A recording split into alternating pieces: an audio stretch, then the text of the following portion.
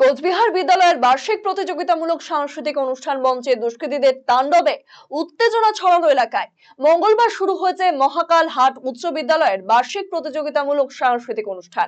আজ বুধবার দ্বিতীয় দিনের অনুষ্ঠান রয়েছে এই মঞ্চে। এরই মাঝে একটি দুঃখজনক ঘটনার সাক্ষী থাকলো মহাকাল হাটবাসী।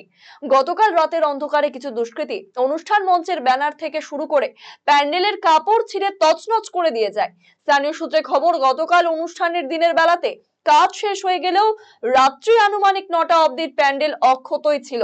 মহাকাল হাট উচ্চ বিদ্যালয়ের স্থায়ী কমিটির সদস্য মুজাহিদ হোসেন বলেন, গতকাল রাতে কেউ বা কারা অনুষ্ঠান মঞ্চে তাণ্ডব চালিয়ে ব্যানার থেকে শুরু করে প্যান্ডেলের কাপড় সবকিছু ছিঁড়ে গিয়েছে।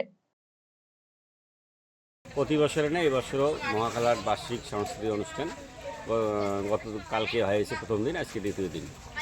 এই সকালবেলা জানতে পারলাম যে কে বা কাহারা রাত্রের অন্ধকারে এই যে ডেকোরেশনের, আমার প্রোগ্রামটা দিনের বেলায় হয়, গ্রেড বা কিছু আগুন টাগুন লাগে নষ্ট করার চেষ্টা করছে, প্রোগ্রামটা যেন না হয় এটা জানা যায়নি। সকালবেলা আমাদের মহাকালার বিদ্যালয়ের যে সভাপতি দীপক কুমার ভট্টাচার্য, ওনাকে জানা হলো এবং সাহেবগঞ্জ থানাকে কল করা হয়েছে, প্রশাসন থেকে লোক আসছে, ভেরিফিকেশন হলো। এখন আজকে আবার প্রোগ্রাম হবে, ডেকোরেশন নতুন করে হওয়ার পর প্রোগ্রাম আজকে হবে।